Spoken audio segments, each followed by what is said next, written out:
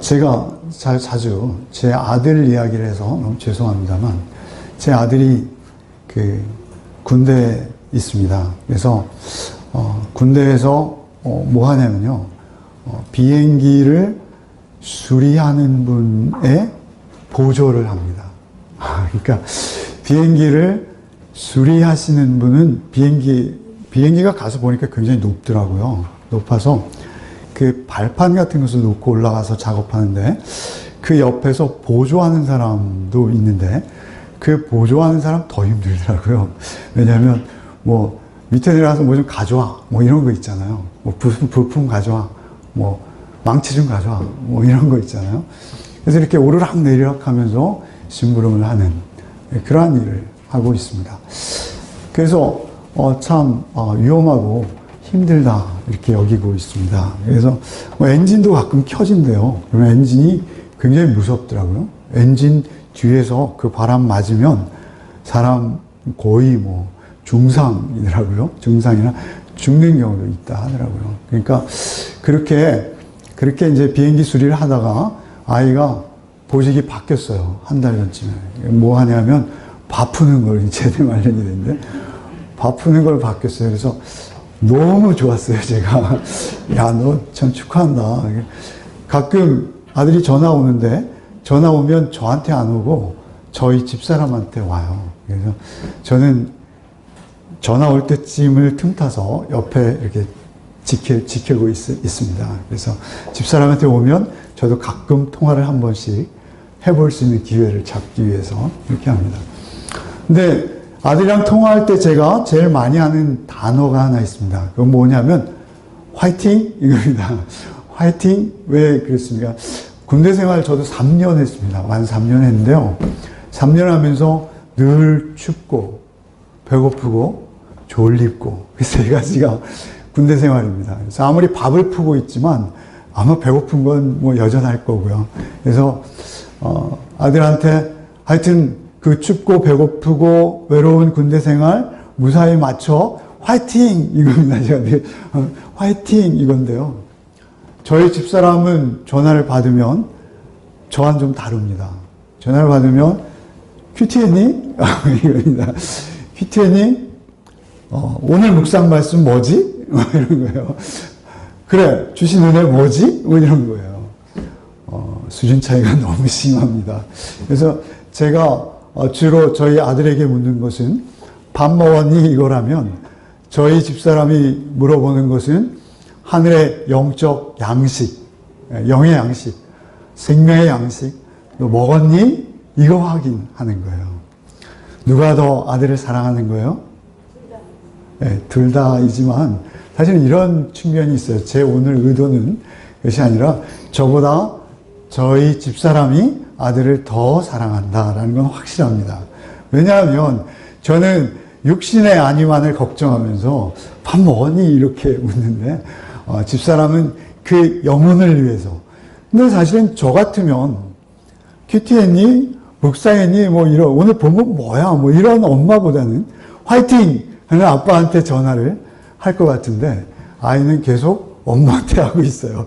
그래서 그 이유가 뭘까? 이 아이가 영적으로 본능적으로 엄마가 자신을 더 사랑해서 자기에게 더 쓰지만 더 달콤한 약을 줄 수 있는 사람이라는 것을 본능적으로 알고 있는 게 아닌가. 그래서 엄마한테만 전화한다고 제가 실망하거나 질투하지 않습니다. 오히려 기특하게 여깁니다.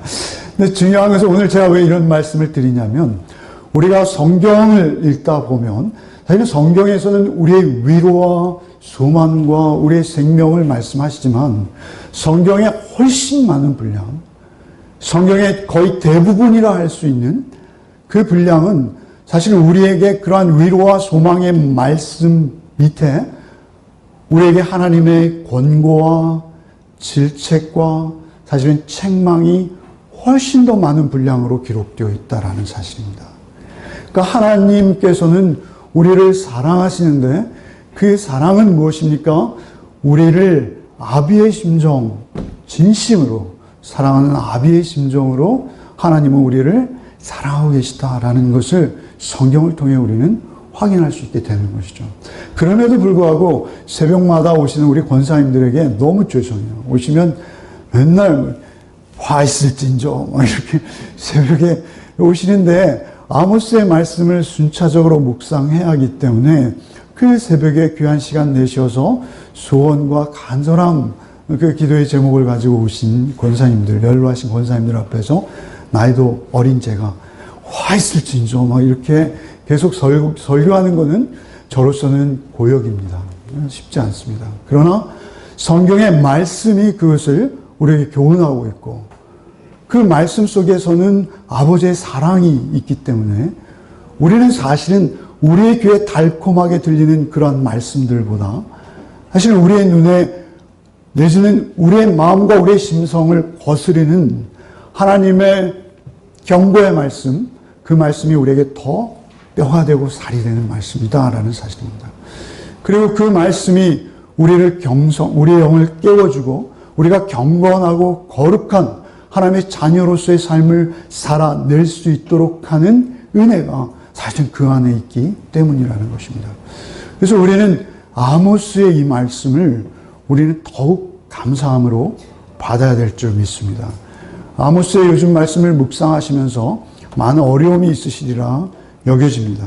그러나 우리가 긴장을 늦추지 않고 하나님의 말씀을 잘 받으시는 시간 되기 바랍니다.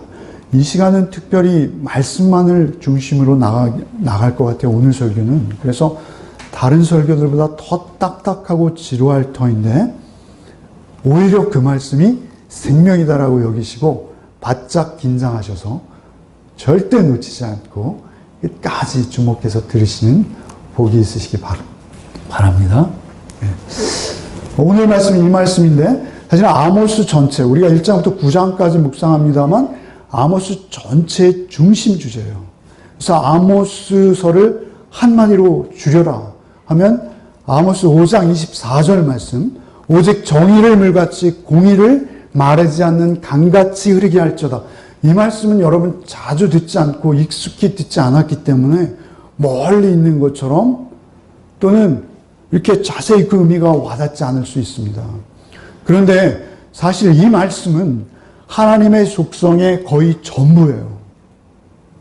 우리가 하나님의 인격과 형상으로 회복되어져서 하나님을 믿는 하나님의 자녀로 사는 자에게 반드시 드러나고 또 증거되어야 될 하나님의 형상, 하나님의 인격의 거의 전부라는 것입니다. 하나님은 사랑이십니다. 그러나 그 사랑은 의로움과 함께 증거되어지는 사랑이지 맹목적인 사랑이 절대 아닙니다. 그래서 그 사랑은 의로움을 바탕으로 하지 않고는 그 사랑은 아주 이기적이고 오히려 우리에게 해악스러운 사랑일 수도 있어요. 하나님의 사랑은 오직 하나님의 의로우심과 붙어서 함께 우리에게 임하시는 것입니다. 그런데 그 의로움이 무엇인지 우리는 너무나 무지한 경우가 많더라라는 것입니다. 오늘 그 의로움은 무엇인지 여러분이 집중해서 들었으면 좋겠습니다. 여기 지금 21절 말씀 하나님의 문성 들었으면 좋겠어요. 내가 너희의 절기를 미워하며 멸시하며 너희 성회들을 기뻐하지 아니하나니 너희 절기. 이스라엘은 3대 절기가 있습니다. 유월절, 초막절, 맥주절 뭐 이런 우리가 익숙히 들어왔던 아주 성대하고 그들의 최선을 다한 그런 예배가 있었습니다. 그런데 그렇게 성대한 예배 내가 미워한다 이렇게 말씀하세요. 하나님께서 사실 우리의 창조 목적이 예배자로 우린 창조되었어요. 그래서 하나님을 예배하고 하나님께 영광 돌리는 것인데도 불구하고 하나님께서 그 예배를 미워한다 이렇게 말씀하시고 심지어는 멸시한다 이렇게 말씀하세요. 우리가 하나님 앞에 정성껏 예배를 드린다고 드렸는데 하나님의 입장에서 그것이 미움이 되고 멸시가 될 수 있다는 것이죠. 내가 너희 절기를 미워하며 멸시하며 너희 성회를 기뻐하지 아니하니 너희가 내게 번제나 소제를 드리자. 번제나 소제는 매일 드리는 예배예요. 번제나 소제를 드릴지라도 내가 받지 아니할 것이요 너희 살찐 희생의 화목제도 내가 돌아보지 아니하리라. 너희가 많은 헌물과 헌금을 드린다 하더라도 내가 돌아보지 아니할 것이다. 내 노랫소리 내 앞에 그쳐라. 찬양하지 말아라. 찬양은 우리의 그 창조 목적이에요. 그죠?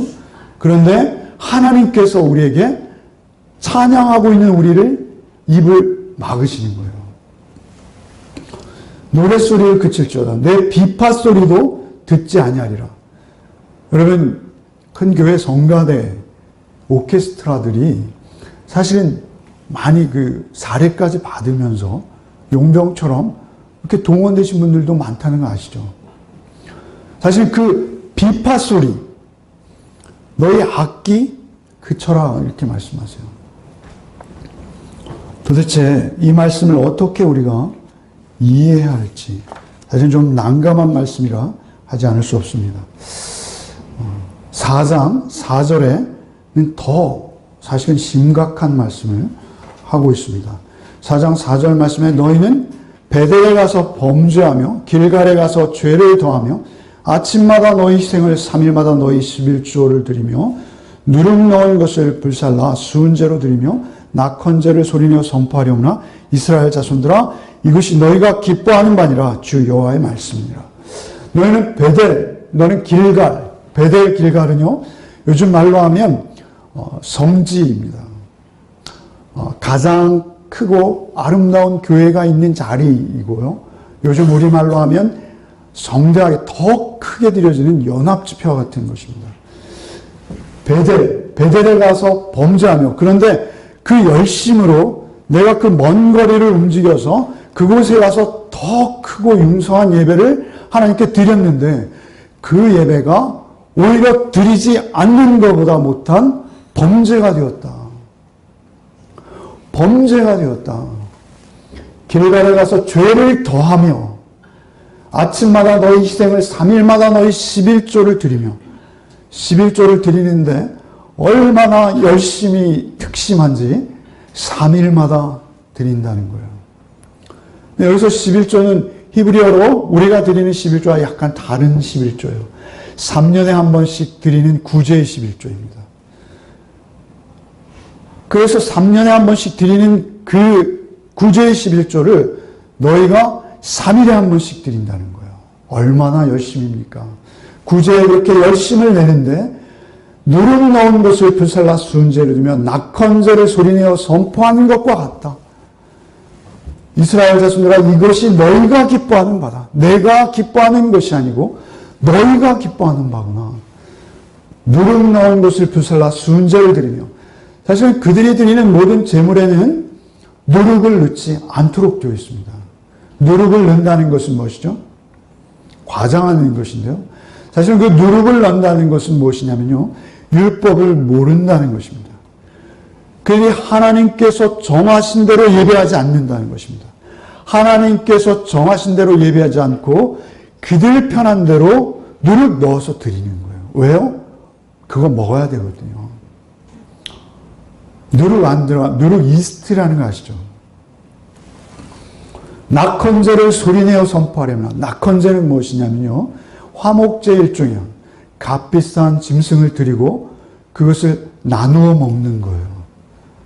그런데 낙헌제를 소리내어 선포한다는 건 뭐예요? 내가 값비싼 짐승을 하나님께 드리고 이것으로 많은 사람과 같이 나누어 먹습니다 하면서 소리내기를 떠들썩한 분위기로 그 예배를 드리는 거예요. 하나님께서 우리에게 주신 은혜에 감사함으로 드려야 되는데 나의 재력과 나의 종교적인 열심을 소리내어서 자랑하면서 화목제, 낙헌제를 드리는 거예요. 그것은 이스라엘 자손들아 이것은 너희가 기뻐하는 거지 내가 받는 제사 아니야. 이렇게 말씀하시는 거예요. 너희가 기뻐하는 바다 주 여호와의 말씀이니라. 우리의 이기적이고 또 우리의 기복적이며 자기 만족을 위한 그러한 예배 하나님께서는 받지 않으신다. 를 말씀드리는 것입니다. 그리고 나서 24절을 선포하시는 것입니다. 아모스 전체의 주제입니다. 한번 같이 읽어볼까요? 읽겠습니다.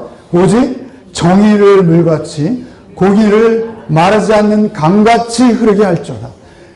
우리의 모든 예배보다 더욱 하나님이 받으시기 원하시고 또한 하나님께서 요구하시는 것이 하나 있는데 그것은 정의와 공의라는 것입니다. 왜 이토록 멀리 들릴까요? 여러분이 자주 듣지 않으셨다는 증거입니다. 사실 하나님께서 그 모든 11조와 헌물과 예배보다 여러분께 더 받기 원하시는 것은 공의와 정의다. 하나님이 말씀하시는 거예요. 하나는 히브리어로 미시파트라는 단어이고요. 하나는 체데크라는 단어입니다. 미시파트라는 단어는요, 경제적 정의, 정치적 정의, 사회적 정의라고 규정할 수 있습니다. 우리가 모여 사는 사회입니다. 서로 이웃과 함께 모여 살고 있어요. 그래서 그 이웃들에게 정의가 베풀어지는 사회, 정의가 베풀어지는 세상을 하나님께서 원하세요. 체데크라는 것은 우리 늘 말씀드려왔지만 옳음, 바름 이런 의미죠. 근데 그 옳고 바른 것은 우리에게 없다 말씀드렸어요. 그래서 옳고 바른 것은 오직 하나님께만 있기 때문에 그 의라는 것은 하나님과 우리의 바른 관계를 통해서 하나님의 성품이 우리에게 흘러 들어오는 거예요. 그래서 그 하나님의 의로우심이 우리에게 들어와서 그 의로우심이 우리에게 반영되어져 나타나는 그러한 종류의 의로움을 말씀하시는 거예요. 어렵습니다. 그런데 이 말씀이 자세히 풀어서 아모스에 설명되고 있습니다. 그 정의와 공의를 마르지 않는 강같이 우리에게 흘려보낼 것을 말씀하시는 거예요. 여러분, 우리 그리스도인은 말이죠, 역사에 무관심할 수 없습니다. 우리 그리스도인은 말이죠, 세상의 집권자 내지는 지도층들이 이루어가는 세상을 그들에게만 맡길 수는 없습니다. 그 모든 통치행위와 그 모든 사회에 나타나는 현상 가운데 하나님의 그 의로우심의 특성이 반영되도록 노력해야 할 의무가 있습니다. 그리스도인들은 사회의 공적 의로움에 대해서 눈 감고 외면해서는 안 된다 말씀하십니다. 그것이 심지어는 예배보다 중요하다. 약한 자, 가난한 자, 소외된 자, 아무 힘이 없는 자들을 향한 공평한 사회가 되지 않는 것, 그것은 죽음이다 이렇게 말씀하시는 거예요. 죽음, 생명 없습니다. 그래서 예배도 무의미한 것이다. 너희가 그 의를 반영하는 자 되어라. 옛날 저희 학교 다닐 때요, 데모가 많았습니다. 데모가 많았어요. 그래서 흔히 부모님들이나 또 저희 어른들이 학생들을 향해서 많이 했던 이야기가 뭐예요? 야 이놈아, 모난돌이 정 맞는다. 이런 이야기였습니다. 사실은 모난돌이 정 맞는 거 맞습니다. 그것은 나의 어떤 성격적인 결함이나 그런 것으로 인해서 좌충우돌하는 그러한 것을 말할 때는 진리일 수 있습니다. 그러나 그것이 사회 정의를 말할 때 또는 사회 정의를 반영하고자 하는 그러한 의도로 되어지는 일들을 향해서 모난돌이 정 맞는다라고 말하는 것은 그것은 사실은 악한 말이 될 수 있습니다.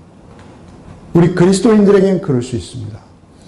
그러니까 불의를 보고도 그냥 눈을 질끈 감고 참아. 불의를 보고도 모른 채 해. 그게 사는 길이야. 그것이 특별히 우리 한국에서, 우리 대한민국의 5천년 역사를 통해서 우리가 몸으로 체득한 그러한 교훈일 수도 있습니다. 그러나 하나님의 정의, 하나님의 공의에 대해서 마저 우리가 우리 주변에 그 공의가 땅에 떨어지고 그 공의가 무시되어질 때 우리가 그것을 외면한다면 우리는 하나님의 사람이 아닙니다. 정확히 그것은 우리가 하나님 앞에 예배자로 설 수 없다는 것을 하나님께서 우리에게 말씀하시는 거예요. 이유 없는 폭력과 폭압과 그리고 불공정과 불공평이, 정치적 정의, 사회적 정의, 경제적 정의가 외면당하고 그 불이익이, 불평등이 우리에게 있을 때 우리가 그것을 보고 시정하려는, 내지는 옳은 것은 옳다, 그른 것은 그르다라고 말하는 입을 막는다든지, 또는 우리가 그것을 그른 것을 옳다 한다든지 옳은 것을 그르다 하는 것은 하나님을 거스리는 행위다. 하나님이 그것을 그냥 말씀하시는 것이 아니라 강력하게 말씀하십니다. 그것이 이사야의 예언이고 예레미야의 예언이고, 사실은 이사야나 예레미야나 말라기에도 동일하게 하나님께서 너희의 살찐 잼을 받지 않겠어? 짐승의 피가 강같이 흐른다 하더라도 나는 상관없어. 이렇게까지 선포하시는 유사한 말씀들이 굉장히 성경에는 많습니다. 그래서 하나님께서 그 사회 정의와 여러 가지 상황들을 사실은 우리 아모스서를 통해서 계속 말씀하시는 거예요. 지난주에 우리가 말씀 나누었던 2장 말씀이죠. 2장 말씀 6절, 7절, 8절 여호와께서 이와 같이 말씀하시되 이스라엘의 서너 가지 죄로 말미암아 내가 그 벌을 돌이키지 아니하리니 이는 그들이 의를 받고 의인을 팔며 의를 말하는 자 외면합니다. 그리고 돈을 받고 사실은 나에게 조그만 유익만 있어도 그 의와 우리는 단절합니다. 그런가 하면 신 한 켤레를 받고 가난한 자를 팔며 아주 사소한 이해관계에서도 우리는 가난한 자들을 외면할 수 있어요. 내가 그들을 위해서 뭐 특별히 큰 일을 한다기보다 아주 사소한 것으로도 우리는 그들을 외면할 수 있어요. 힘없는 자의 머리를 티끌먼지 속에 발로 밟고 물질, 만능, 배금주의 사상이 우리에게 깊숙이 들어와 있어서 저부터도 사실은 돈 없고 힘 없고 사회적 배경과 지위가 없고 그리고 교육 수준이 낮다라면 무시하는 마음부터 우리는 가질 수 있어요. 그것이 다 사회적 정의 또 경제적 정의, 그것을 말씀하시는 거예요. 연약한 힘없는 자의 머리를 티끌먼지 속에 발로 밟고 연약한 자의 길을 굽게 하며 아버지와 아들이 한 젊은 처녀에게 다니서 내 거룩한 이름을 더럽히며 모든 제단 옆에 전당 잡은 옷 위에 누우며, 전당 잡은 옷 돌려줘야 돼요. 옷 위에 눕는다는 것은 제단 옆에서 그 전당 잡은 옷을 깔고 철야 예배하는 거예요. 눕는다는 것은 잠을 청한다는 거예요. 그런가 하면 신전에서 벌금으로 받은 포도주를 마시고 그렇게 지내면서 너희가 드리는 예배 역겹다고 말씀하신 거예요. 미워한다고 말씀하셨어요. 3장 말씀 9절에 아스돗의 궁궐과 애굽 땅의 궁궐에서 선포하여 이르기를 너희는 사마리아 산들에 모여 그 성중에 일어나는 큰 요란함과 학대함이 있나 보라. 이 말씀은 무슨 말씀입니까? 아스돗 궁궐, 아스돗의 지도자들, 왕족들. 아스돗은 어디입니까? 블레셋입니다. 가나 또 아스돗, 블레셋 수도예요. 그런가 하면 애굽의 땅의 궁궐들, 그 통치자들을 좀 불러와라. 선포하여 이르기를 너희는 사마리아 산들에 모여, 사마리아 주변에 있는 산들에 모여서 그 성중에 얼마나 요란함과 학대함이 있는지 좀 보게 하라. 하나님께서 애굽 땅에서부터 그들을 불러내셨어요. 왜 불러내셨어요? 가나안으로 인도하기 위해서요. 가나안은 어떤 곳이에요? 하나님께서 약속하시기를 젖과 꿀이 흐르는 땅이라 하셨어요. 그런데 애굽이 젖과 꿀이 흐르고 있습니까? 가나안이 젖과 꿀이 흐르고 있습니까? 세상적으로 봐서는 애굽이 젖과 꿀이 흐르는 땅이에요. 거기서 나일강의 풍성한 물을 언제든지 발로 풍차를 돌리기만 하면 물을 대서 관계수로를 통해서 풍성한 농작물을 거두어들일 수 있는 애굽이에요. 그래서 우리 인류 문명의 발상지가 된 곳이 애굽이에요. 그런데 그 애굽에서 가나안 땅은 아주 메마르고 척박한 땅에 우리가 잘 알듯이 모래예요. 물을 저축지 못하는 땅이에요. 그런데 그 땅으로 그들을 인도하시면서 하나님이 그 땅이 젖과 꿀이 흐르고 있어 라고 말씀하신 이유는 뭐죠? 사실은 하나님의 통치와 지배로 그들이 들어오면 그곳에만 생명이 있다. 그러니까 내가 너희를 다스리는 그 하나님의 통치와 다스림이 있는 그 땅을 통해서 너희가 젖과 꿀이 흐르는 것을 세계 만방에 알리는 내 백성, 내 민족 되어라. 그리고 가나안으로 인도한 거예요. 그런데 이제 어떻게 됐어요? 그 가나안으로 인도받은 그들의 삶이 오히려 블레셋이나 애굽이 와서 보면 기가 막힐 정도로 패역한 거예요. 그 말씀이요. 아수르의 궁궐들과 애굽 땅의 궁궐들에게 선포하여 이르기를 너희는 사마리아 산들에 모여 그 성중에서 얼마나 큰 요란함과 학대함이 있나 좀 보게 하라. 그들이 학대함, 애굽에서 그들이 얼마나 학대를 받았습니까? 애굽의 빈부의 격차가 얼마나 심했어요. 그 궁궐은 더없이 화려해서 지금도 그 무덤이 우리에게 관광지가 되고 있지 않습니까? 피라미드가. 그런데 이스라엘은 거기서 그 벽돌 이기는 일을 피 흘리면서 감당했던 자들이에요. 그래서 그 포악과 그 광포와 그 학대에서 그들을 건져내어서 하나님의 통치와 다스림이 있는 가나안 땅으로 그들을 인도하였는데 그들에게 오히려 그 포악과 흉포가 애굽보다 더 심한 거예요. 그러니까 애굽과 사마리아를 청해서 너희의 흉포와 확대가 어떤지 좀 보게 해라. 이 말씀 무슨 말씀이에요? 세상 사람들이 우리 교회를 볼 때 우리 교회의 배금주의가 더 문란하고 더 물질망령주의가 문란하고 그 물질을 자랑하고 그 물질을 힘삼고 폭력 삼고 그리고 오히려 그 자랑이 넘쳐서 그 세상의 힘을 추구하고 쫓는 그래서 뭐라는 거예요? 궁궐들이 선포하여 이르기를 너희는 사마리아 산들에 그 성중에 하나님의 성중에 얼마나 큰 요란함과 학대함이 있는지 보라. 학대함은 뭐예요? 학대함을 인해서 요란함 뭐예요? 소요가 있는지 보라는 거예요. 그 학대함을 받은 자들이 그 학대함을 못 이겨서 소요를 일으키는 거예요. 그런데 그 사마리아 성중에 그런 소요가 있다는 거예요. 그런 집회가 있다는 거예요. 그래서 그 억울하고 불에 넘치는 자들의 그 억울함에 호소하는 소리가 드높다는 거예요. 그래서 얼마나 요란함과 학대함이 있나 보라. 자기 궁궐에서 포악과 겁탈을 쌓는 자들이 바른 일을 행할 줄을 모르느니라. 그러니 그 사마리아 소위 하나님의 백성이라 일컫는 그 가나안 땅에 들어온 그 이스라엘이 유대인들이 그 포악과 겁탈을 쌓고 바른 일을 행할지 모르는 것을 너희가 좀 보게 해라. 이것이 아모스의 예언이에요. 4장에는 어떻게 말합니까? 사마리아 산에 있는 바산의 암소들아 이 말을 들으라.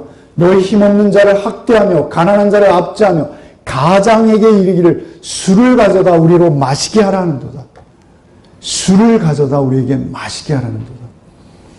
술이라는 것은 꼭 그때 그 여자들이 여기 사실은 주인공이 여자예요. 사마리아 산에 있는 바산의 암소들아 이것은 무엇이냐면 그 시대의 지도층 소위 부유한 자들의 부인네들을 말하는 거예요. 바산이라는 지역에 암소들이 아주 토실토실 살이 쪄 있었어요. 너희들 그렇게 토실토실 살이 쪄서 그 가장에게 그 남편에게 이르기를 술을 가져다 우리로 마시게 하라라는 것은 그들이 다 알코올에 중독되었다는 것이 아니라 세상에 취했다는 거예요. 그래서 자기 남편에게 돈 좀 더 벌어와 보세요. 술 좀 마시게. 여러분이 술을 안 마신다. 나는 해당이 없다. 그게 아니에요. 요즘 우리 교회에 올 때도요. 서로 핸드백을 먼저 본다고 하죠. 우리가 세상에 그만큼 휩쓸려 있다는 거예요. 세상에 그만큼 물들어 있다는 거예요. 세상의 문화와 세상이 즐기는 것들에 우리가 그렇게 탐닉하여서 메이커가 아니면 못 입고 명품이 아니면 교회 오기도 창피해하는 우리의 심사를 말하는 거예요. 그런 거 아니겠어요? 사산의 염소들아 이 말을 들으라. 너희 힘없는 자를 학대하며 가난한 자를 압제하며 가장에게 이르를 술을 가져오리로 마시게 하라는도다. 가난한 자들이 창피해진다는 것이죠. 교회에 왔을 때. 그런 분위기의 교회가 우리 교회가 돼서는 안 됩니다. 5장 무리가 성문에서 책망하는 자를 미워하며 정직히 말하는 자를 싫어하는도다. 정직히 말하면 어떻게 돼요? 왕따 돼요. 너 잘났어. 너만 순결해. 그렇게 되는 거예요. 너희가 힘없는 자를 밟고 그에게서 미래의 부당한 세를 거두었은지. 부당한 세를 걷는다는 거예요. 나라는 부유한 자에게 조금 더 많이 걷고 가난한 자에게는 조금 덜 걷고, 그래서 가난한 자들도 그 생계를 유지할 수 있도록 해주는 게 정부의 역할이요. 교회도 역시 마찬가지인 것입니다. 그런데 그들이 쌀이에요. 쌀에 부당한 세를 거두었은즉 너희가 비록 다듬은 돌로 집을 건축하였으나 거기 거주하지 못할 것이다. 사실은 가나안 땅에 이스라엘이 들어올 때 거기에 잘 지은 집들이 있었어요. 신명기에 보면. 그리고 파놓은 우물이 있었고요. 포도밭이 있었어요. 하나님께서 그것을 너에게 거저준다 이렇게 말씀하시는 신명기 말씀이 있어요. 그런데 그거 이제 너에게 아무 소용없이 되었다. 이렇게 선언하시는 거예요.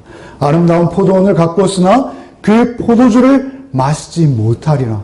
사실 여로보암 2세 때는 이스라엘이 경제적으로 가장 부강한 때였다고 그랬죠. 그런데 그거 너희 거 아니다. 너희 그거 다 빼앗길 거야. 를 말씀하시는 거예요. 12절에 너희의 허물이 많고 죄악의 무거움을 내가 아노라. 너희는 의인을 학대하며 뇌물을 받고 성문에서 가난한 자를 억울하게 하는 자로다. 그러므로 이런 때 지혜자가 잠잠하니 이는 악한 때이라. 지혜자가 말할 힘이 없어요. 말할 용기를 잃었어요. 소위 지식층, 소위 교수, 목사, 변호사, 사회 지도층들이 의로움을 말할 수 없어요. 왜? 자기에게 아무 유익이 없어요. 그리고 오히려 의로움에 대해서, 그 순전함에 대해서, 그 순수함에 대해서 말하면요, 오히려 핍박이 있어요. 오히려 따돌림이 있어요.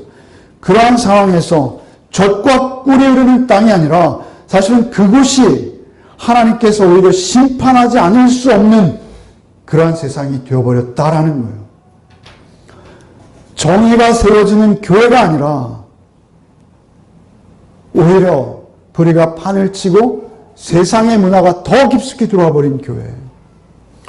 그런가 하면 세상의 불의를 보고도 오히려 교회가 아무 반응도 아무 자기 소리도 낼 수 없는 그러한 사회, 그러한 세상 속에서 너희의 예배 받지 않겠다는 거예요.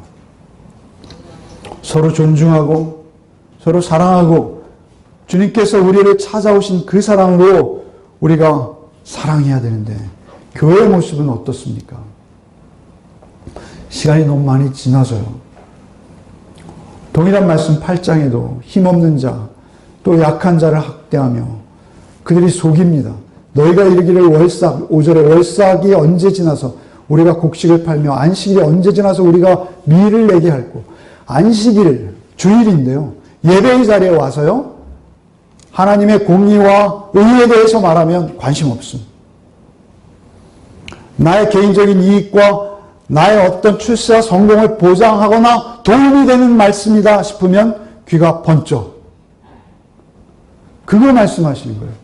너희가 이르기를 월삭이 언제 지나가서 우리가 곡식을 팔며 안식일이 언제 지나서 우리가 미를 내게 할고, 오직 개인적인 이익, 이해관계, 이기적인 마음에 꽉 들어차서 예배가 언제 끝날까? 저 목사의 설교 언제 좀 끝나나? 그러고 있는 거예요. 그러니 그 예배가 아무리 형식적이고 아름답다 하더라도 하나님께서 못 받으시는 것이다. 그리고 나서 7장이 나오는 거예요. 7장이 어떤 배경입니까? 7장 10절 이하에 보면요. 아마샤와 아모스가 말의 전쟁을 해요. 말의 대결을 해요. 항상 교회도 그렇고요. 사회 정의도 그렇고요. 두 편이 있는 거예요.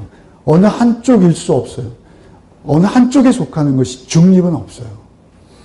그런데 한쪽은 아마샤로 대표되는 쪽이 있고요. 아모스로 대표되는 쪽이 있는 거예요. 아마샤가 하는 태도를 한번 봅시다. 아마샤는 이렇게 말하고 있어요. 10절에. 때 베델의 제사장 아마샤가 이스라엘의 왕 여로보암에게 보내어 이르되 이스라엘 족속 중에 아모스가 왕을 모반하나니 그 모든 말이 이 땅이 견딜 수 없나이다. 아모스가 말하여 여로보암은 칼에 죽겠고 이스라엘은 반드시 사로잡혀 그 땅에서 떠나겠다 하나이다. 라고 베델의 제사장 아마샤가 이스라엘 왕 여로보암에게 말하고 있는 거예요.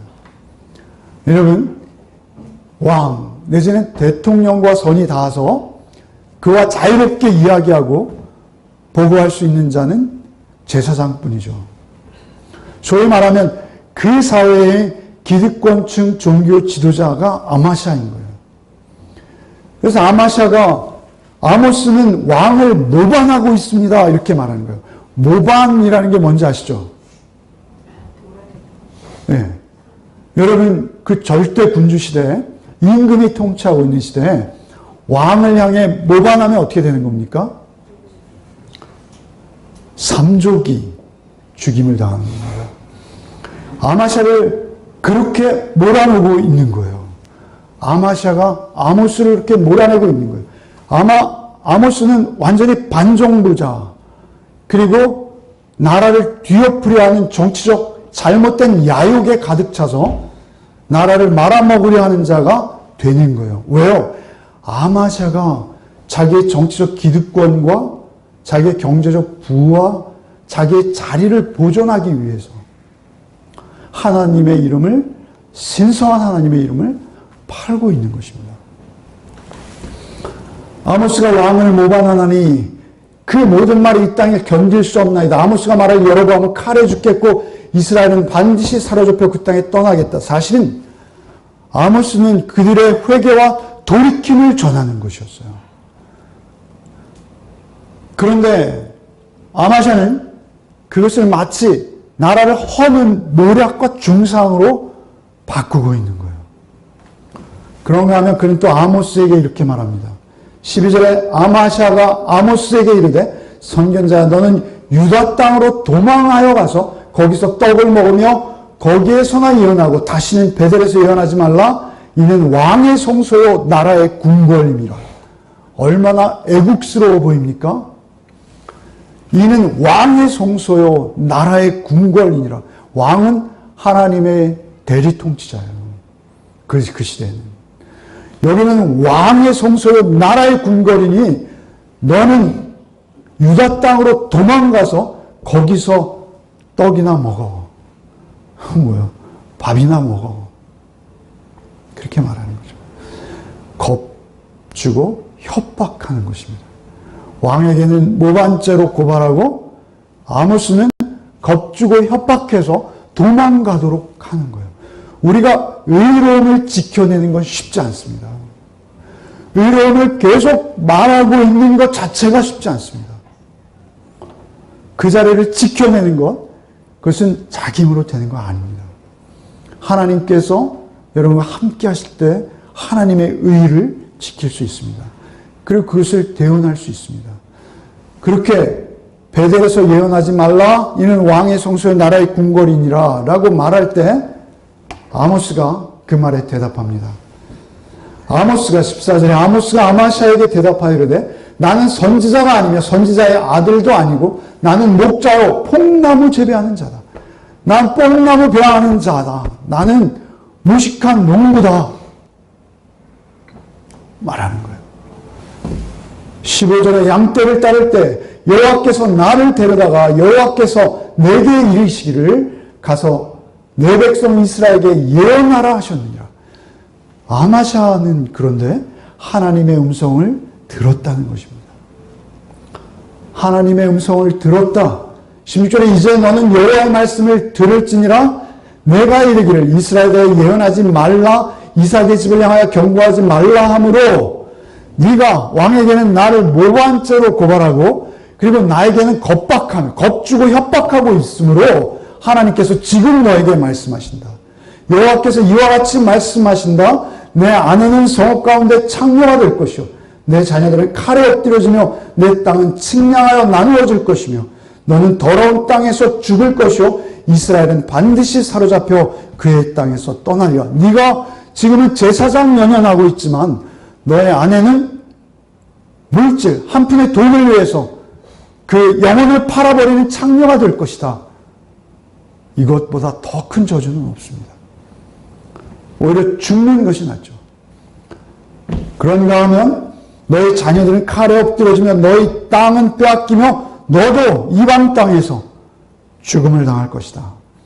그리고 이스라엘은 다 잡혀가게 되었다라고 선언하는 것이죠.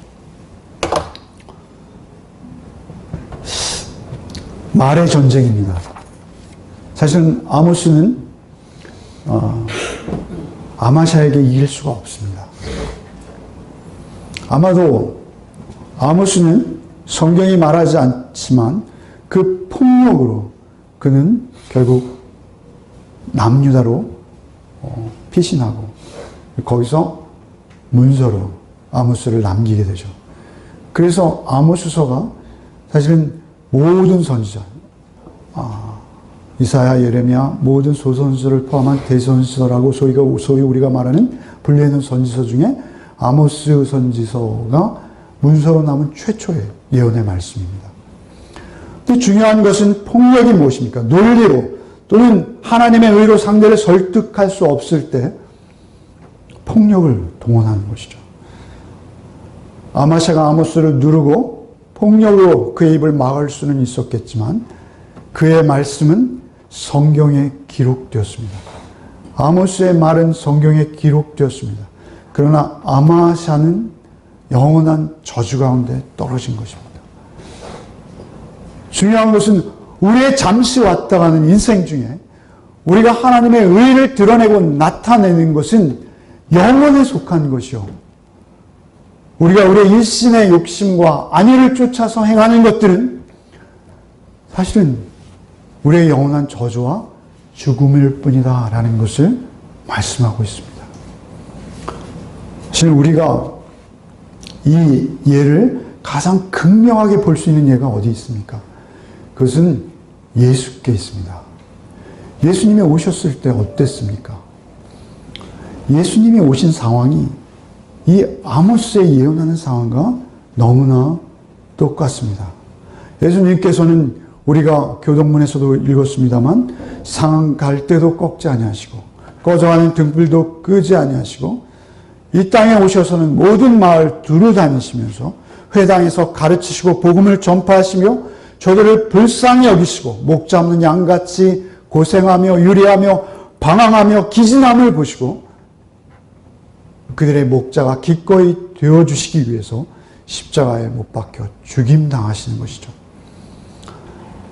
그 당시에 유대인들, 바리새인과 서기관들 역시 그들의 기득권을 보존하고 지키기 위해서 예수를 못 박아 죽이는 것입니다.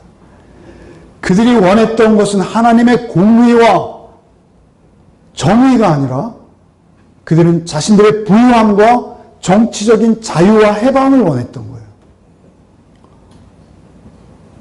오늘날 우리도 그럴 수 있습니다. 외형적으로 드러난 종교성이 우리에게 중요한 것이 아니라는 것입니다. 오늘날 유대인들을 보십시오.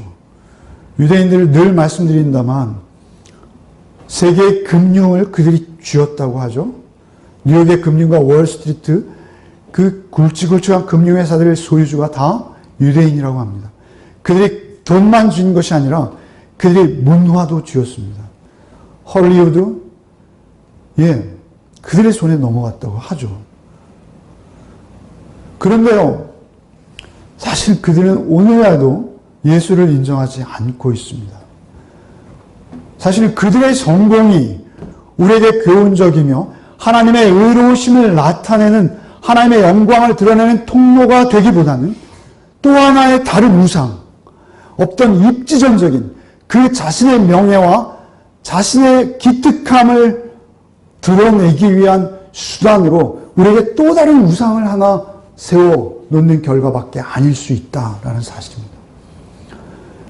결국은 우리가 예수 안에 온전히 있지 아니하면 다 그 시험에 빠지는 거예요. 우리가 예수 안에 있지 아니하면 다 그 시험에 빠지는 거예요. 그래서 호세아서는 놀랍게도 마지막 끝을 이렇게 정리하고 있습니다. 호세아서 19장 11절부터 15절 말씀입니다. 11절 12절만 같이 한번 읽어보겠습니다. 그날에 내가 다윗에 무너진 장막을 일으키고 그것들의 틈을 막으며 그 허물어진 것을 일으켜서 옛적과 같이 세우고 그들이 에돔의 남은 자와 내 이름으로 일컫는 만국을 기업으로 얻게 하리라. 이 일을 행하시는 이는 여호와의 말씀이니라.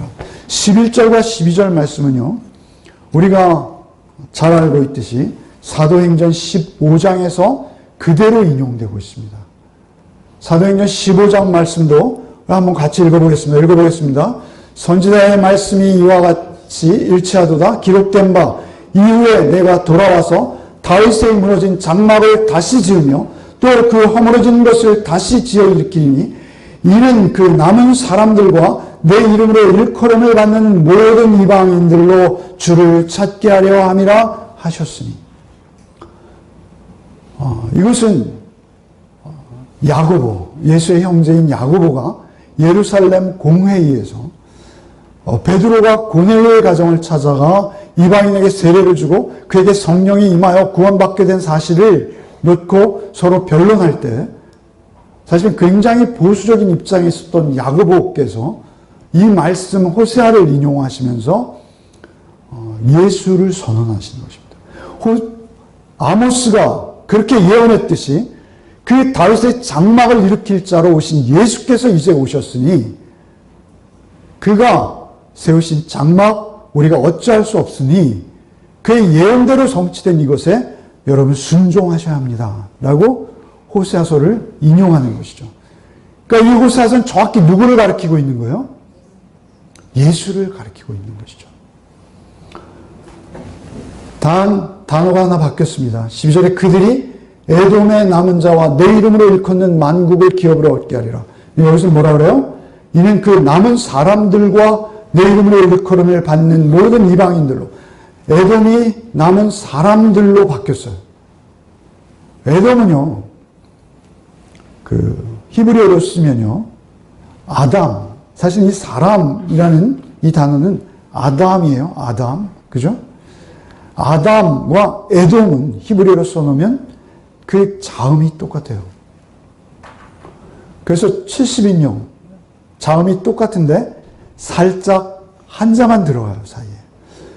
그런데 그것을 사실은 에돔은 말이죠. 에돔은 이스라엘의 형제 국가이면서도 사실은 이스라엘을 가장 핍박했던 이스라엘의 가장 잔인한 대적을 상징합니다. 그래서 에돔은 사실은 세상의 가치, 힘과 권세만을 추구했던 세상 권력을 대표하는 것입니다. 그래서 그 남은 사람들과 내 이름으로 일컬음을 받는 모든 이방인들로 주를 찾게 하려 함이라 라는 말씀, 이 말씀은 예수를 통해 그대로 성취된 거예요. 그래서 13절에 이런 말씀이 나오는 거예요. 13절 한번 같이 읽어볼까요? 여호와의 말씀이니라. 보라, 나를 이를지라. 그때 파종하는 자가 곡식 추수하는 자의 뒤를 이으며 포도를 밟는 자가 씨 뿌린 자의 뒤를 이으며 산들은 단 포도주를 흘리며 작은 산들은 녹으리라. 이 말씀 뭐하냐면요, 파종하는 자가 곡식 추수하는 자의 뒤를 이으며, 곡식을 추수해요, 한 사람이 낫으로. 그런데 그 뒤에 씨 뿌리는 자가 따라가요. 현실적으로 가능합니까? 가을에 우리가 추수하잖아요. 그죠? 가을에 추수하는데 그 가을에 또 씨를 뿌리는 자가 뒤에 따라하면 씨를 뿌린다는 거예요. 그런가 하면 포도를 밟는 자가 씨 뿌리는 자의 뒤를 이으며, 포도를 밟는다는 것은 포도를 다 수확해서 그것을 발로 밟아서 포도주를 담그는 거예요. 그런데 그 포도를 밟는 자가 있는데 그 밟는 자의 뒤를 따라가면서 포도 씨를 또 뿌려요. 포도나무 거기 있잖아요. 이거 문자적으로 해석해서는 안 되는 거죠. 아니요. 문자적으로 해석해서 우리 그 경제적인 풍요 또 하나님께서 주시는 축복으로 해석해도 돼요. 그러나 중요한 것은 더 큰 영적 의미가 있다는 것입니다. 내가 내 백성 이스라엘 사로잡힌 것을 돌이키리니 죄와 사망에 사로잡혀 있던 것을 돌이키리니 그들이 황폐한 성읍을 건축하며 거주하며 포도원을 가꾸고 포도주를 마시며 과원들을 만들고 그 열매를 먹으리라. 성경에서 말하는 열매는 뭐예요? 여러분 우리 교회는 뭐예요? 네. 열매 맺는 교회. 하나님께서 받기 원하시는 그 열매 누구예요? 여러분이요. 여러분 안에 있는 성품들이에요. 사랑, 희락, 화평, 오래 참음, 자비, 양선, 충성, 온유, 절제. 성령의 열매는 이러한 것들이니 사랑과 그 열매는 단수예요, 복수예요? 단수예요. 여러분 한 인격 안에 그 아름다운 성품의 열매들이 오신 예수 그리스도로 인해서 여러분이 그 정의와 공의의 사람으로 변화되어져서 이제는 여러분들 안에 그러한 성품의 열매들이 맺혀지게 하시겠다라는 축복의 말씀으로 호세아를 맺고 있는 거예요. 아모스. 계속 틀려요. 죄송합니다. 호세아를 너무 사랑하나 봐요. 죄송합니다. 아모스 15절에 내가 그들의 땅에 심으리니 그들이 내가 준 땅에서 다시 뽑히지 아니라 내 여호와의 말씀. 다시 뽑히지 않는다는 건 뭐예요? 그들이 예루살렘에서 그렇게 살아낼 뿐만 아니라 그들의 삶이 영원토록 그렇게 사라질 것이다를 선언하시는 거예요. 얼마나 놀라운 축복입니까? 아모스서가 이렇게 끝나고 있어요. 여러분 하나님께서는 자비와 긍휼과 사랑의 하나님이십니다. 그래서 우리를 책망하시고 우리를 돌이키시기 위해서 참으로 거의 저주에 가까운 그 경고의 권면의 말씀을 하시지만 끝내 우리를 향해서 선언하시는 것은 무엇입니까? 우리에게 열려 계신 분이세요. 항상. 여러분이 언제나 예수 안에서 돌이키시기만 하면 하나님은 여러분을 품어주시는 것입니다.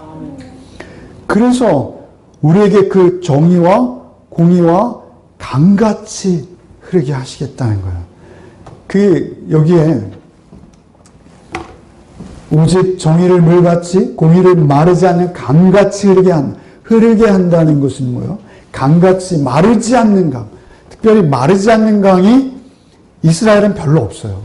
와디라고 해서 장마철에만 있는 강이에요. 장마철에 굉장히 크게 흐르지만 보통 때는 흐르지 않아요. 그러나 너희들이 사는 그곳에는 마르지 않는 강같이 흐르게 할지어다 명령하시는데 이것은 또한 뭐예요? 흐르게 하시겠다라는 약속이 포함되어 있는 거예요. 사실은 우리가 사회적 약자를 대할 때 우리의 태도를 말씀하시는 거예요. 우리가 사회적으로 약한 분들을 대할 때 나는 저렇게 하지 않았을 텐데 나는 저 자리에 가면 저렇게 하지 않았을 거야. 이게 아니에요. 우리가 내가 강한 것이 아니라 나 같은 것을 찾아오셔서 나같이 쓰러져가는 아무것도 아닌 나를 주의 의로우심으로 붙드시고 그분의 의와 자비로 나를 회생시키신 주님, 그 주님의 자비와 긍휼이 나에게 있을 때 내가 하나님의 의로우심을 쫓아서 주변의 어떠한 시선과 방해와 압력과 폭력에도 굴하지 아니하고 하나님의 성품으로 오히려 약하고 소외되고 오히려 나에게조차 속을 수 있는 그들을 정직하게 대하며 그들을 주의 자비와 긍휼로 섬겨내는 삶을 살게 하시겠다라고 약속하시는 거예요. 참 어렵습니다. 제가 고민을 많이 했어요. 그리고 나서 제가 드는 예화는 한 번도 성공한 적이 없기 때문에 역시 시시한 예화를 드리겠습니다. 이런 거예요. 목사님들 설교 중에 제가 들은 건데요. 설렁탕집을 경영하는 사람이, 이화만 하고 마치겠습니다. 설렁탕집을 경영하는 사람이 있어요. 설렁탕집을 경영하는데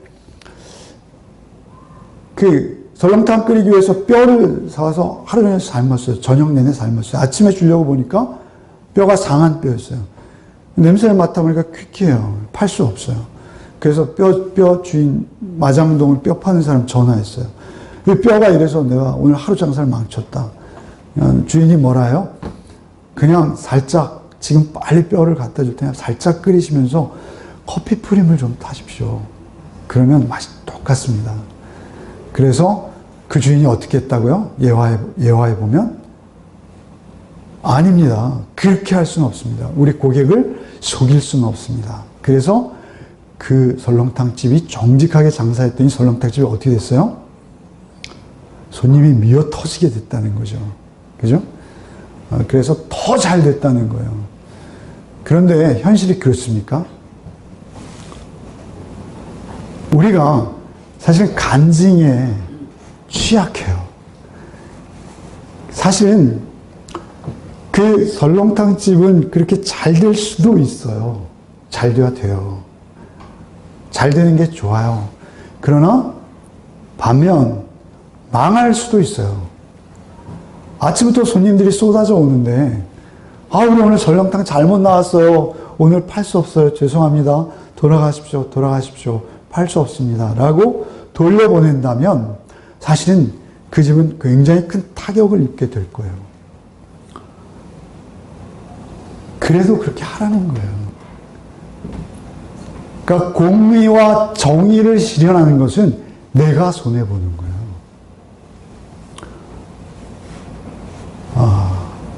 예수님께서 보이신 의로움을 따르는 거예요. 그래서 망했다면 그게 성공이라는 거예요. 성경이 말하는 바예요. 근데 우리는 어떻게 말합니까? 저도 목사잖아요. 목사로서 설렁탕집 하시는 분과 특별히 나는 많이 다를까요? 똑같아요. 저도 설렁탕집 하는 거예요. 여러분들 오시면 제가 맛있는 설렁탕으로 대접해야지 손님이 많아지잖아요. 그죠? 그러면 그 맛을 내기 위해서 제가 좀 프림을 탈 수도 있는 거예요. 안 돼요? 네. 중요한 것은 우리가 항상 우리의 삶 속에서 목사가 되었던, 설렁탕을 파시는 분이 되었던, 또는 여러분들이 여러분의 삶 속에서 정말 아무 유익도 없다고 여겨지고 오히려 손해가 볼 수 있는 그 상황이 되었을지라도 내가 하나님의 의로우심을 택해서 그 의로우심의 말씀의 반석 위에서 내 삶을 꾸려가는가, 아니면 내가 세상과 타협하고 세상의 그 화려함을 쫓을 것인가는 여러분의 선택이에요. 그런데 그 선택은 여러분 안에 예수께서 오셨을 때 가능한 거예요. 저도 여러분에게 설교를 할 때 오직 하나님 나라와 의를 쫓으십시오. 그러면 하나님께서 모든 것을 더하실 것입니다. 힘 있잖아요. 그죠? 그런데 이렇게 하면 안 된다는 거예요, 성경은. 뭐라 말씀하시는가요? 오직 하나님 나라와 의를 쫓으십시오. 그러면 모든 것을 더하실 것입니다. 이렇게 말하는 거예요. 무슨 말씀인지 이해 못 하십니까? 다시 말씀드리면 어떤 거예요? 내 영혼이 잘됨 같이 범사가 잘되고 강건하기를 원합니다. 이렇게 하면 좋잖아요, 듣기에. 그런데 내 영혼이 잘됨 같이 범사가 잘되고 강건하십시오. 이렇게 말하면 힘있게 들립니까? 영혼이 잘되는 것이 먼저고 그 하나님의 나라와 의를 쫓는 것이 먼저인데 우리는 똑같아 보이는데 달라요. 왜 그렇습니까? 순서가 바뀌었을 뿐이에요. 저도 항상 무서운 거예요. 저도 제가 타협하기 너무 쉽지만 그것에 타협하지 않기 위해서 나름 몸부림을 하고 있는 거예요. 여러분의 삶 속에서도 사실은 동일한 상황과 현상은 계속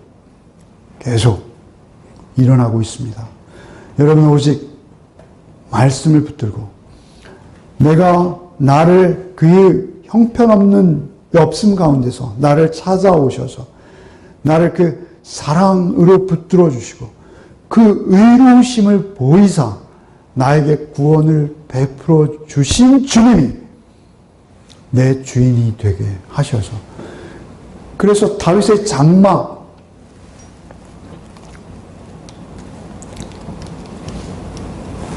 다윗의 무너진 장막을 일으키신 이 장막이라는 말이요, 천막을 친다는 거죠. 출애굽기에서는 하나님의 성막이죠. 저희가 성탄절날 나누려는 말씀인데요. 그 요한복음 1장 14절 말씀을 말씀이 육신에 우리 가운데 거하심에 할 때 그 거하심에가 헬라어로 직역하면 뭐라고요? 장막을 치심해요. 그러니까 예수께서 이 땅에 오셔서 그 문둥병자, 가난한 자, 눈먼 자, 또 거리에서 몸을 파는 여인들, 그 세리들을 향해서 하나님께서 나오셨던 것처럼 사실은 우리가 그 영적 이스라엘, 병든 모습으로 하나님의 권고를 받고 있는 이스라엘이 사실은 우리예요. 이 땅 가운데 우리가 살아가는 한 그 유혹에서 자유로울 자는 한 사람도 없다라는 사실입니다. 그러니까 오직 그 유혹 속에서도 우리가 오직 예수 그리스도가 우리 가운데 장막을 치시고 우리 가운데 말씀이 육신이 되어 오셔서 그 의를 행하는 것이 우리에게 기쁨이 되어야 되겠다. 일부에서는 안 드린 말씀인데 한 구절만 더 읽고 마치겠습니다. 죄송합니다. 한 구절만 더 읽겠습니다. 6장 12절 말씀 한번 읽고 마치죠. 한번 읽겠습니다. 6장 12절 읽겠습니다. 말들이 어찌 그 바위 위에서 달리겠으며 소가 어찌 거기서 밭을 갈겠느냐. 그런즉 너희는 정의를 쓸개로 바꾸며 공의의 열매를 쓴쑥으로 바꾸며. 그 이 말 역설이에요. 말들이 바위 위에서 달리면 어떻게 돼요?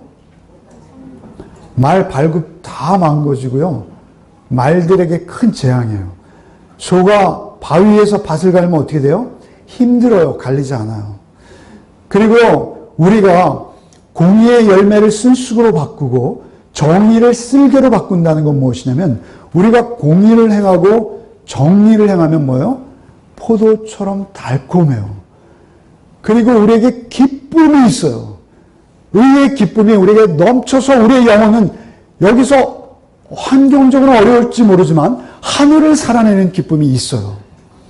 그런데 우리가 그 공의를 쓸쑥과 그리고 우리가 뭐예요? 쓸개로 바꿨다는 거예요. 더 힘든 거예요. 여러분 우리가 말이고 손대요. 바위에서 자꾸 다리려 하고 바위에서 밭갈려 하는 것은 공의와 정의를 버린 자의 삶은 더 어렵다는 거예요. 우리에게 있어서는 오직 예수께서 우리의 밭이 되시는 거예요. 그래서 말씀의 씨앗으로 떨어지신 예수를 우리가 잘 모시고 그 말씀에 순종하는 삶을 살면 여러분 오히려 여러분이 공의와 정의를 거스리는 자보다 더 풍성한 열매를 영원히 변치 아니하고 가치 있고 여러분 하나님 앞에서도 인정되어지는 열매를 여러분 거두실 수 있다 약속하시는 거예요. 그 약속의 말씀을 붙드시고 한 주간 사십시오. 이 예배는 비록 지루하고 어렵고 딱딱한 예배일 수 있지만 여러분의 삶 속에서는 그 공의와 정의를 실현시키고 실천함으로 여러분이 그 열매를 여러분 안에서 여러분 이웃 간에 확인하는 기쁨이 여러분의 삶 속에 있기를 축복합니다. 그 열매 거두기 위해서 살아가는 재미가 여러분 삶 속에 있어야 될 줄 믿습니다. 370장 찬송가하고 마치겠습니다.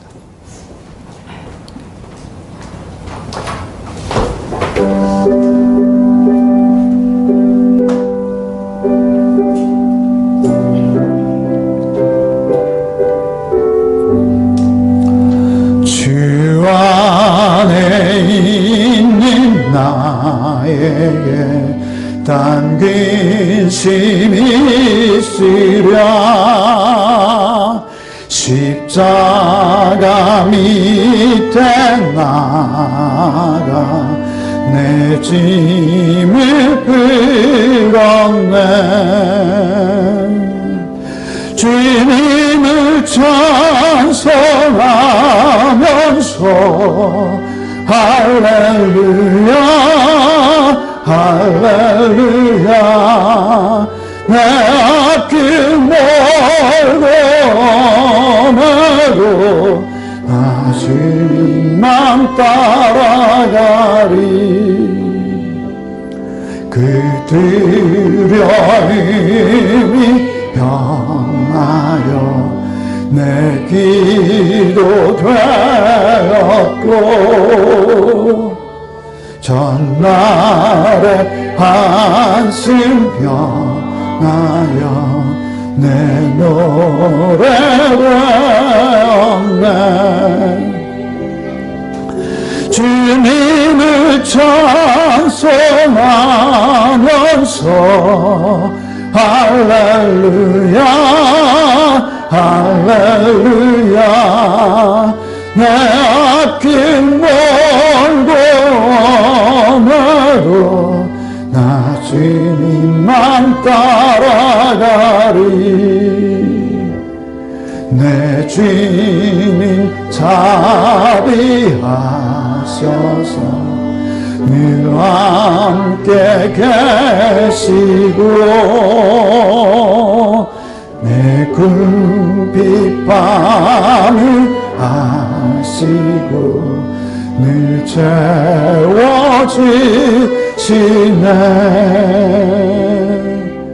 주님을 찬송하면서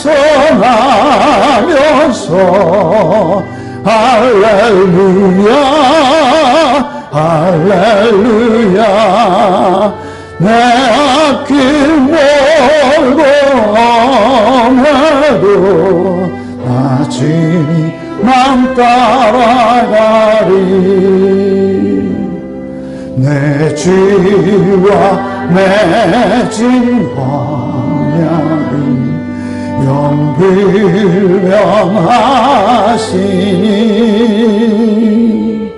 그 나라 가기까지는 늘 보시네. 주님을 찬송하면서 할렐루야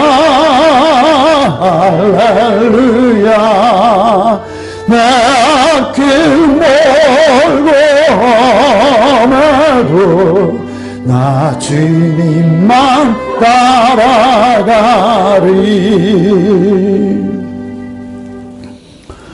주님, 참으로 우리의 앞길이 멀고 험해도 오직 날 위해 십자가에 죽으셔서 온전한 의를 우리에게 보이시고 그 의를 실천하신 주님의 인격과 성품을 닮아 오직 주님의 말씀만을 내 마음과 내 영혼의 중심에 두고 주님만 따라가기를 소원합니다.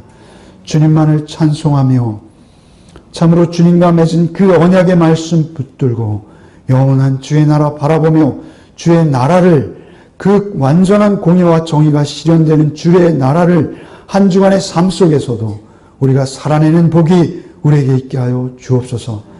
오직 나보다 못한 자, 낮은 자를 진심으로 주님께서 나를 사랑과 자비로 대하셨듯이 그렇게 섬기는 자의 삶을 살 수 있도록 주님 우리를 붙드시고 우리를 홀로 두지 마시고 우리를 인도하여 주옵소서.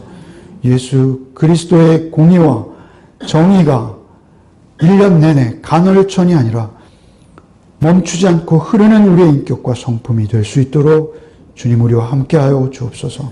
예수 그리스도의 이름으로 기도합나이다. 아멘. 이제는 우리 구주 예수 그리스도의 은혜와 하나님의 그 기이하시고 크신 사랑과 성령의 교통감화 충만케 하시는 은총이 오직 정의와 공의를 우리의 삶 속에 나타내며 드러내며 흘려보내기를 원하는 우리 성도들 위해 이제로부터 영원토록 함께 계시기를 축원하옵나이다. 아멘.